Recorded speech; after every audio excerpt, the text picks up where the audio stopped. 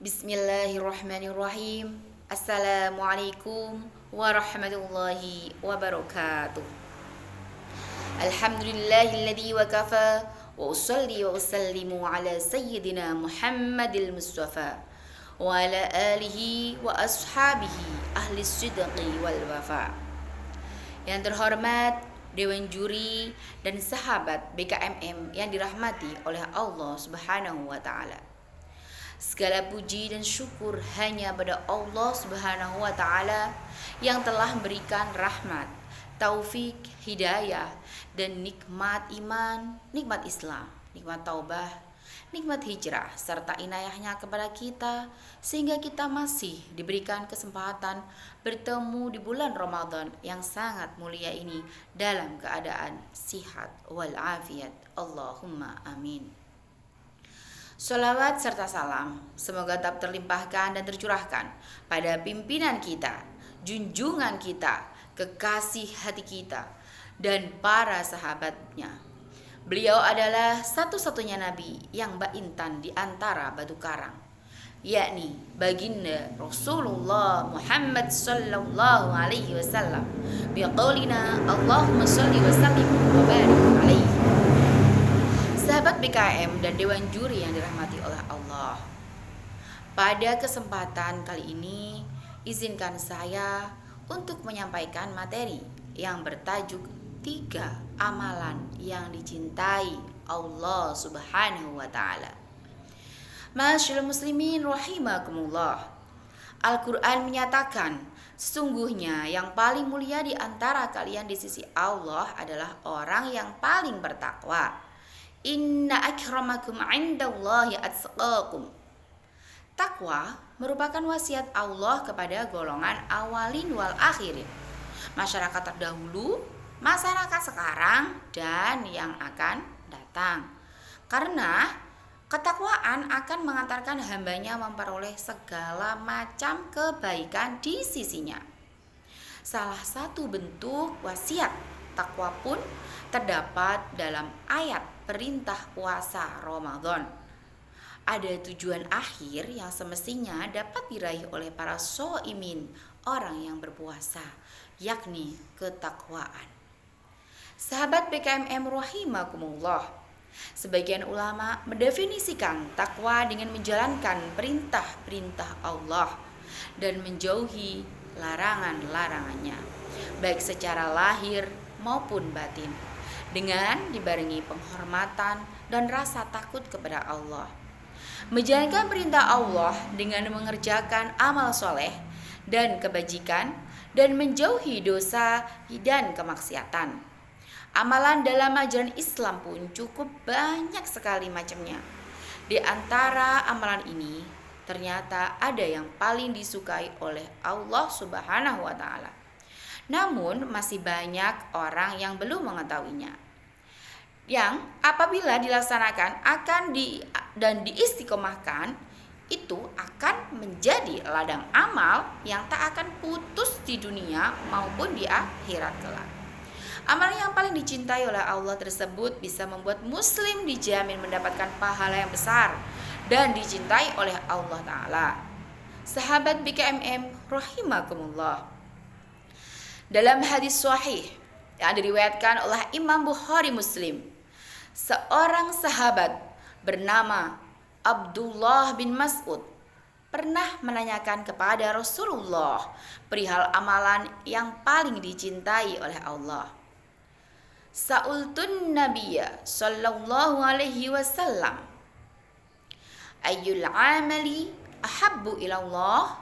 Qala as-salatu ala waqtiha.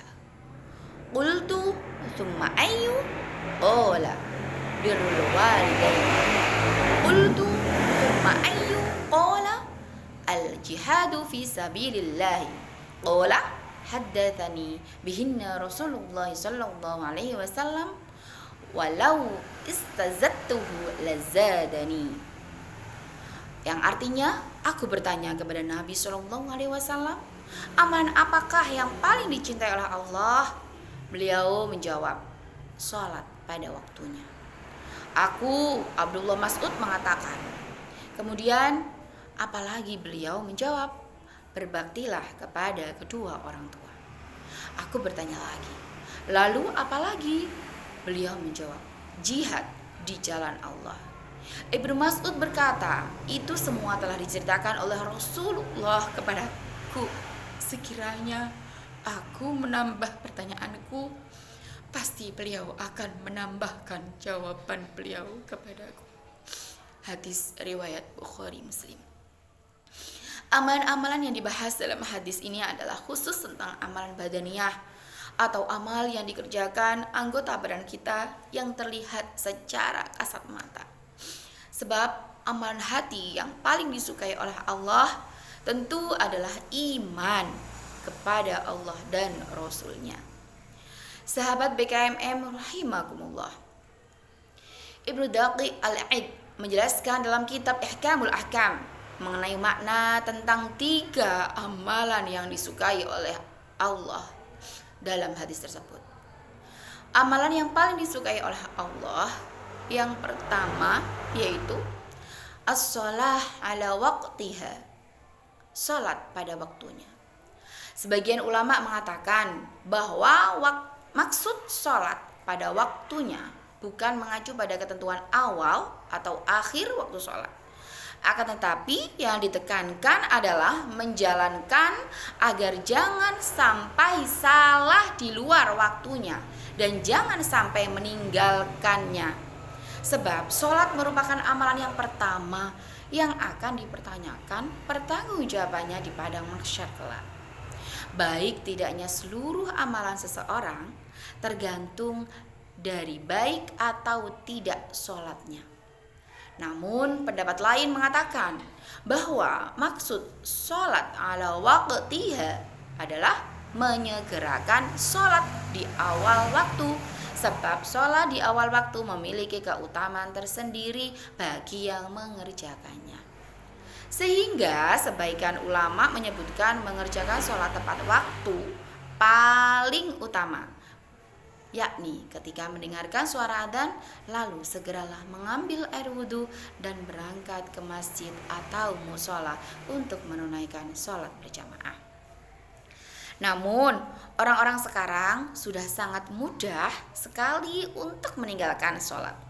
Jangankan melaksanakan sholat di awal waktu, meninggalkan sholat pun sudah dianggap biasa. Dan orang yang menunda-nunda sholat tidak hanya melalaikan suatu perbuatan yang agung dan mulia, yaitu sholat, akan tetapi dia juga telah termasuk kepada golongan yang disebut dalam Al-Quran sebagai orang yang celaka, yakni orang-orang yang lalai dalam melaksanakan sholat. Aladzinahum an sholatihim sahun wal iyadu billah. Sahabat BKM rahimakumullah. Amalan kedua yang paling dicintai oleh Allah adalah birrul walidain atau berbakti kepada orang tua, yakni berbakti kepada orang tua baik ketika masih hidup maupun mereka sudah meninggal dunia. Saat kedua orang tua masih hidup, manusia wajib menghormatinya, berbakti kepadanya dan memuliakannya dengan tidak menyakiti hati kedua orang tua baik melalui perkataan maupun perbuatan. Sedangkan saat kedua orang tua sudah tiada, kewajiban seorang anak yakni mendoakannya. Jika ada makhluk yang boleh diibadahi, maka itu adalah orang tua. Allah menjadikan orang tua sebagai orang pertama yang harus diperlakukan dengan baik setelah Allah memerintahkan kepada manusia untuk beribadah hanya kepadanya. Ridho Allah ada pada ridho kedua orang tua. Ridho Allah wa ridho walidain. Tidak heran jika seorang muda sekali durhaka kepada orang tuanya. Seorang bisa sangat cinta kepada istrinya, cinta kepada anaknya karena ada yang diharapkan. Tapi orang tua adalah masa lalu yang saat ini bisa saja sudah tidak begitu diharapkan bantuannya. Namun ingatkah kita jika ternyata orang yang melakukan perbuatan durhaka kepada orang tua akan diazab 2 kali lipat, yakni yang pertama di dunia dan yang kedua di akhirat kelak. Maka berlaku baiklah kepada orang tua, berbakti kepada orang tua, tidak terbatas waktu, tidak terkekang masa. Baik itu bisa berupa mencukupi kebutuhan hidupnya, memberikan nafkah bulanan kepada orang tua, mendoakannya, dan menemuinya, berbicara dengan santun, menghibur hatinya, menyenangkan perasaannya, bahkan menyambung silaturahim kepada karib kerabatnya. Orang tua adalah keramat kita di dunia. Orang tua bisa menjadi wasilah menuju surga ketika kita berbakti padanya. Membahagiakan orang tua sehingga mendapatkan ridhonya. Namun jika bisa wasilah terjerumus ke neraka jika mengabaikannya, dan dapat mengantarkan kita ke surganya jika kita berbakti padanya. Mumpung orang tua masih ada, mumpung masih hidup, maka temuilah dia, bersimpuhlah di hadapannya, minta restunya, raih ridhonya, agar kita tidak mendapatkan gelar anak durhaka. Sahabat BKM rahimakumullah. Amalan ketiga yang paling dicintai oleh Allah berikutnya, yakni al-jihadu fi sabilillah, jihad di jalan Allah. Jihad di sini bukan berarti berperang melawan musuh atau kaum yang tidak beriman.